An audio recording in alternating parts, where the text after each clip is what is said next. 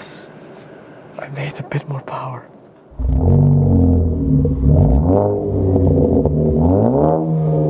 Well, hello and welcome. Welcome to our BRZ. So, what I got in my hand here is a delicious flex fuel tuning kit. So this is a flex fuel sensor. This is going to go in line with the feed to the injectors from the in-tank pump, and this is a controller.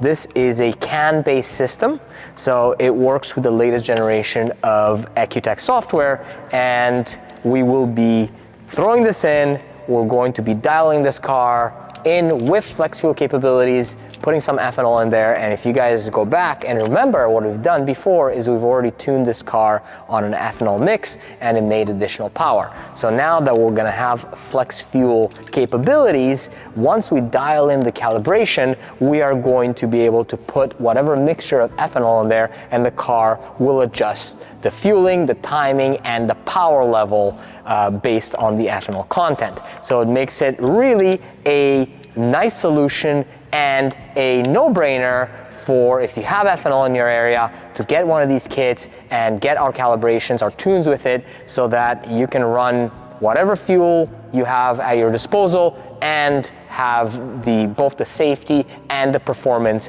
when running the additional ethanol. So we're gonna have John here do the installation, and then we're gonna throw the car on the dyno and just show you how easy it is to have flex fuel dialed in.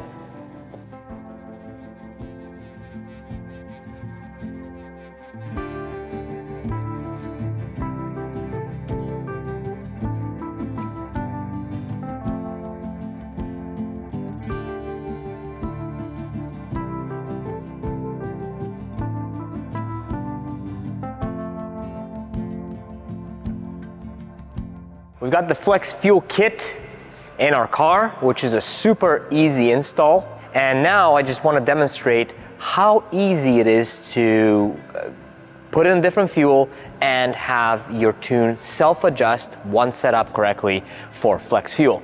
Different tires, this is kind of the track spec that we've been running last year. If you've watched a lot of our other videos, you'll know that we're running with the OEM tires.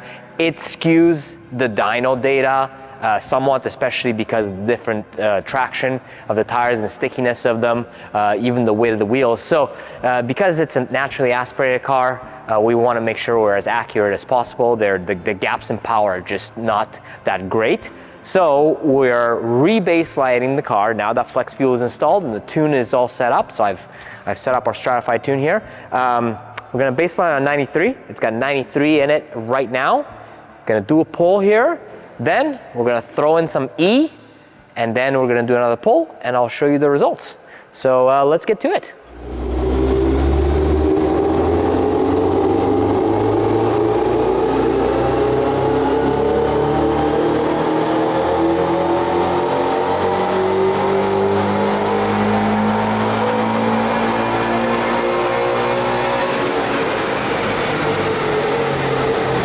It's always a sniff test.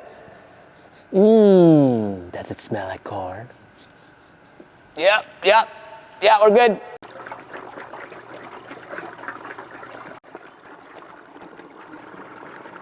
We filled up with E, we're back in the car. I'm just going to, so this is the ethanol percentage level. You can see this on your phone app as well through ECU Connect. And I'm just going to drive the car here a little bit on the dyno and watch this value. What I'm watching is for this value to change and to stabilize at a higher ethanol percentage.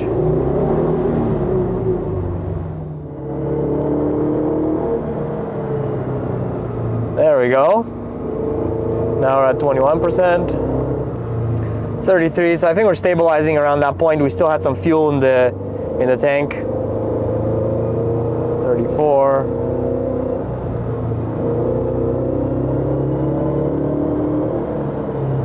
On this car, between E30 and E40, you're pretty much maximizing the performance potential, so you don't need to go much higher than this. We can set up our tunes and cater to whatever mix that you want to run, but from a performance perspective, you don't need to run more than this mix. So now that the mix is stable here, what we're gonna do is take a data log and do a power pull here.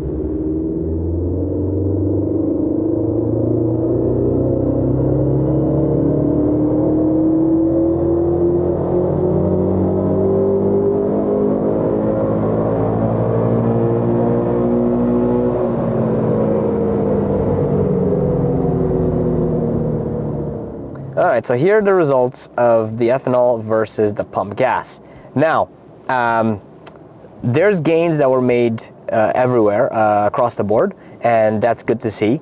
And the gains that you're gonna get from ethanol on this Gen 2 is not, you know, depending on how you look at it, it's great gains because you can easily fill up with this fuel and have this power across the board. In terms of like the absolute numbers, you're looking somewhere between 5 to 10 wheel horsepower. It depends on how good your base fuel is.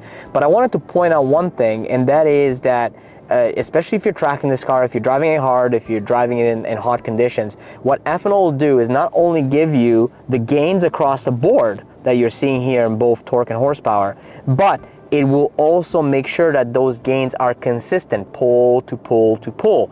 And if you're on a racetrack, that consistency is exactly what you want, because as the engine heat soaks, the pump gas is much more likely to knock, which means that you're gonna see dips like this start to occur more and more throughout the power band, whereas something that is much more knock resistant like ethanol, it will help in cooling in the motor. It will also help in maintaining that high performance, that ultimate performance across the entire RPM band, even when you're beating on the car, even when it's hot, summer's around the corner.